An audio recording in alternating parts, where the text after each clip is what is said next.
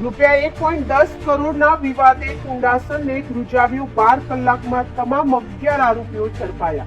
ગાંધીનગરના કુંડાસર વિસ્તારમાં ₹1.10 કરોડની લેવડ દેવડના વિવાદે હિંસક સ્વરૂપ ધારણ કર્યું હતું. ઇન્ફોસિટી પોલીસ સ્ટેશન વિસ્તારમાં બનેલી આ ઘટનામાં હુમલામાં 2 વ્યક્તિઓ ઇજાગ્રસ્ત થયા હતા, જેમાં એકની હાલત ગંભીર હોવાનું જાણવા મળ્યું છે. પોલીસના જણાવ્યા મુજબ ફરિયાદીએ મહેન્દ્રસિંહ રાઠોડને ₹1.10 કરોડ આપ્યા હતા. બાદમાં વિવાદ ઉગ્ર બનતા આરોપી પોતાના આશરે 10 સાગરીતો સાથે ગાંધીનગર પહોંચ્યો અને હુમલો કર્યો હોવાનો આરોપ છે. ઘટનાની જાણ થતાં ઇન્ફોસિટી પોલીસ સ્ટેશનના પીઆઈ શાહ અને તેમની ટીમે તાત્કાલિક કાર્યવાહી હાથ ધરી હતી. પોલીસની ઝડપી કામગીરીના પરિણામે માત્ર 12 કલાકની અંદર તમામ 11 આરોપીઓની ધરપકડ કરવામાં આવી હતી.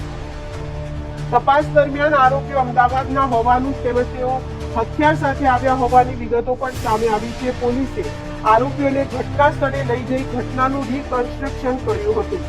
હાલ પોલીસે ગુનો નોંધી વધુ તપાસ શરૂ કરી છે. ઇન્ફોસિટી પોલીસ સ્ટેશનની આ ઝડપી અને અસરકારક કામગીરીને પ્રશંસનીય માનવામાં આવી રહી છે. શું આપ કાનના ગળાને લગતી તમામ સમસ્યાઓથી પરેશાન છો? તો હવે નિરાશ થવાની બિલકુલ જરૂર નથી. કેશોદ શહેરમાં આવેલા વેદાંત હોસ્પિટલની એક મુલાકાત આપની સમસ્યાઓનો લાવશે કાયમી સમાધાન.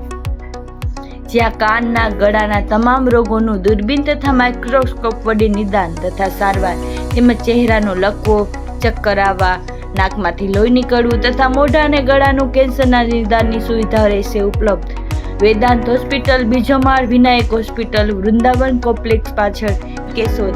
એપોઇન્ટમેન્ટ માટે ડિસ્પ્લે પર આપેલા નંબર નોંધી લેશો.